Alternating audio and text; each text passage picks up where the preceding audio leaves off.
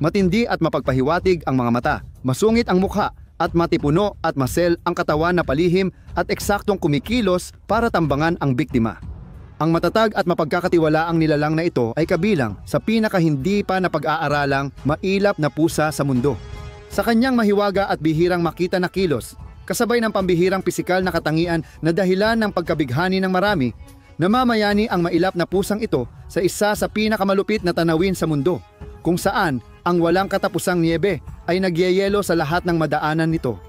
Gayunpaman, ang mandaragit na ito ay madaling naninirahan sa lupain na para bang isinilang siyang talunin ito. Kilalanin ang malamig na mamamatay ng tigang na kapatagan, si Pallas Scat.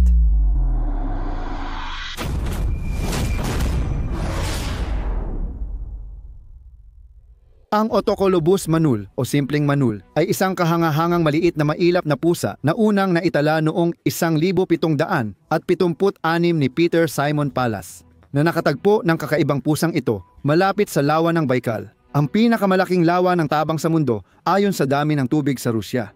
Ang siyentipikong pangalan ng Pallas Scat, Autocolobus, mula sa Griego, ay nangangahulugang pangit ang tainga. Noong una, maling inakala ni Peter Pallas na ito ang ninuno ng Persian cat dahil sa matibay na katawan, mahabang balahibo at patag na mukha nito. Simula nang madiskubre, ang Pallas Scat ay nakita sa malawak na bahagi ng gitnang Asya.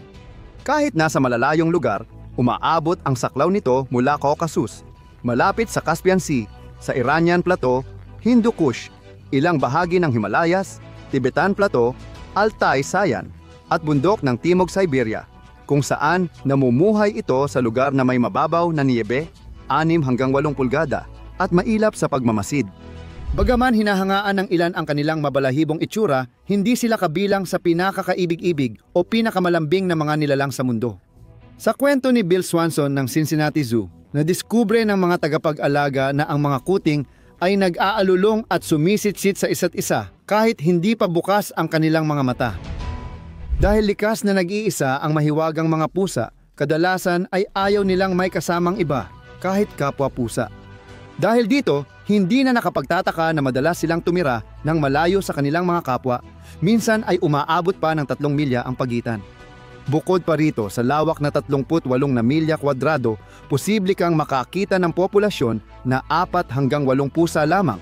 Kaya naman kilala sila sa pagiging mailap. Sa kabutihang palad, kahit na matindi ang kanilang ugali at pagiging agresibo, medyo maliit lang ang laki ng mga nilalang na ito, kaya limitado lang ang pinsalang maaari nilang idulot sa mga tao. Ang pinakamasamang mangyari sa engkwentro sa Pallas Cat ay parang sa galit na pusang alaga o ligaw. Maraming galos at bihirang malalim na kagat na nangangailangan ng medikal na atensyon. Kahit ganun, agresibo pa rin sila. Tulad ng pusang ito na mukhang masungit at sinusubukang galawin ang kamera ng bisita kahit nasa hawla. Kahit kakaunti ang pag-aaral sa ligaw, hindi pa rin nakaligtas si Pallas Scat sa masusing pagsusuri ng siyentipikong pananaliksik. Ipinapakita ng phylogenetic na pananaliksik gamit ang nuclear DNA na si Pallas Scat ay naghiwalay mula sa karaniwang ninuno ng Prioneluris genus, mga 8.54.8 milyong taon na ang nakalipas.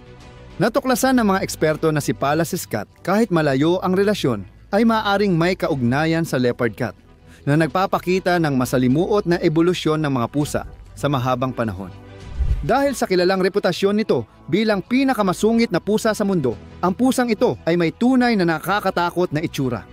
Ang kanyang mapusyaw na abong balahibo, nakaakit-akit na rin sa sarili nito, ay nagpapakita ng iba't ibang banayad na kulay na maputlang dilaw ochre na sinamahan ng kapansin-pansing puti at maitim na mga dulo. Paakyat, ang noo at tuktok ng ulo nito ay mapusyaw abong kulay, habang ang pisngi ay may 2 itim na zigzag na guhit mula sa mata hanggang kasukasuan ng panga. Ang mga Pallas Cat, sa kabila ng kanilang panlabas na anyo na mukhang malaki at mabigat dahil sa mahaba at makapal nilang balahibo at matipuno nilang pangangatawan, ay halos kasing laki lang din ng mga karaniwang pusang bahay. Ang tila matipuno nilang pangangatawan ay lalo pang pinapatingkad ng malambot at makapal nilang balahibo, na may tinatayang 58,000 hibla ng balahibo kada pulgada kwadrado, ngunit ang haba ng kanilang katawan mula ulo hanggang katawan ay nasa pagitan lamang ng 18 hanggang 26 na pulgada at ang kanilang buntot ay umaabot mula 8.3 hanggang 12.2 pulgada. Ang mga mukhang masungit na pusang ito ay may timbang na 60 kilo at bilugang bungo na maikli ang buto sa ilong. Kagiliw-giliw, ang mga binti nito ay mas maikli kaysa ibang uri ng pusa batay sa laki ng katawan at may maikli at matutulis na natatagong kuko. Bukod sa kapansin-pansing katangian, ang mabagsik na pusang ito ay may mababa at bilugang tainga. Ang estruktura ng tainga ng pusang ito ay hindi lang para sa itsura, kundi tumutulong din para madali silang sumilip sa ibabaw ng mga bagay nang hindi ibinababa ang tainga. Dahil dito, maliit na bahagi lang ng kanilang ulo na nasa itaas ng kanilang mga mata ang nakikita. Ang natatanging katangiang ito ay hindi lang nagbibigay sa kanila ng kahanga-hangang kalamangan sa kanilang kapaligiran, kundi nagdadagdag din ng anyong mabagsik at hindi mapakali sa kanilang mga mukha, na lalo pang nagpapatingkad sa kanilang kakaibang alindog. Bukod dito, kapansin-pansin ang kanilang itsura dahil sa mga matang napapalibutan ng puting balahibo. Dilaw-dilaw ang iris ng mga pusa ni Pallas, at kapag naaarawan, sumisikip at umiikot ang kanilang balintataw. Ang pusa ni Pallas ay karniborosong mandaragit na may natatanging ngipin. Ang pangilalim na pangil nito ay napakalakas at 3 beses na mas mahaba kaysa sa alagang pusa, habang ang pangitaas na pangil ay maikli at matibay. Kahanga-hanga, kaya ng pusa kumagat ng 155.4 Newton gamit ang pangil. Pero hindi doon nagtatapos iyon.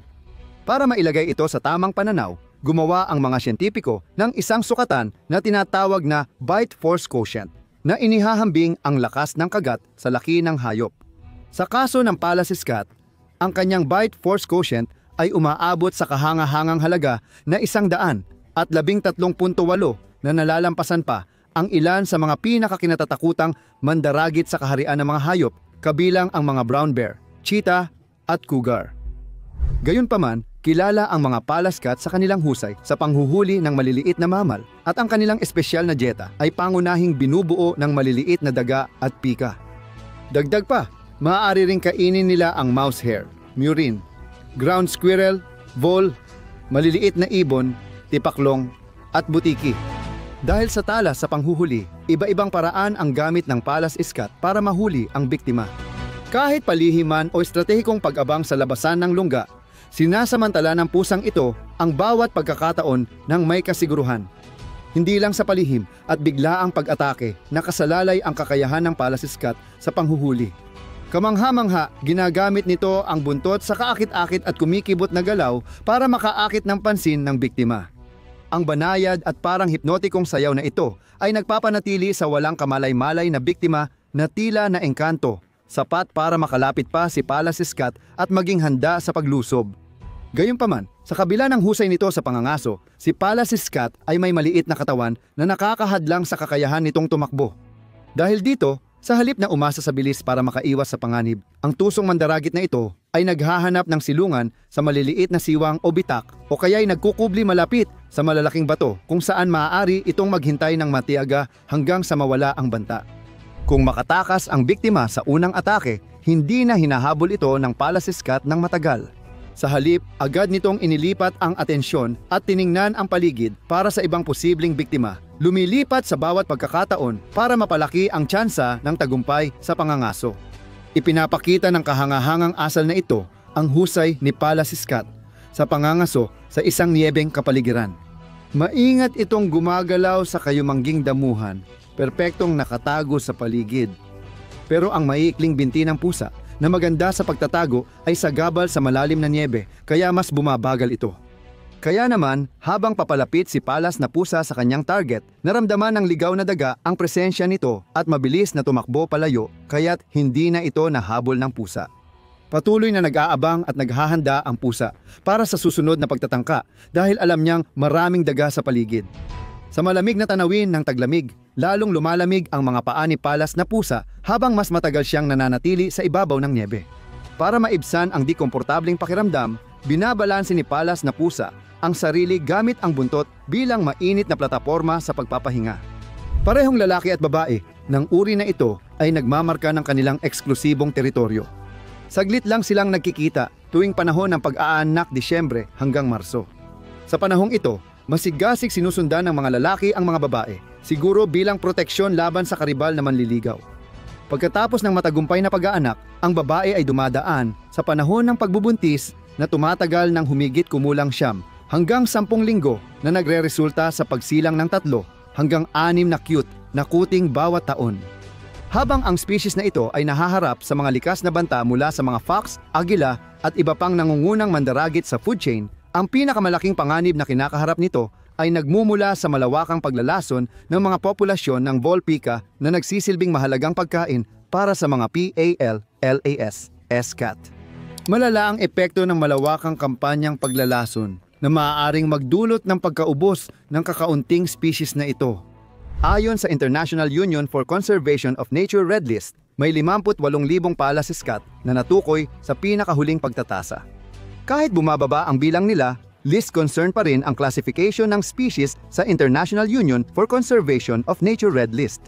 Kailangan ng agarang konserbasyon para mapigilan ang pagbagsak ng bilang at maprotektahan ang kinabukasan ng mga pusang ito.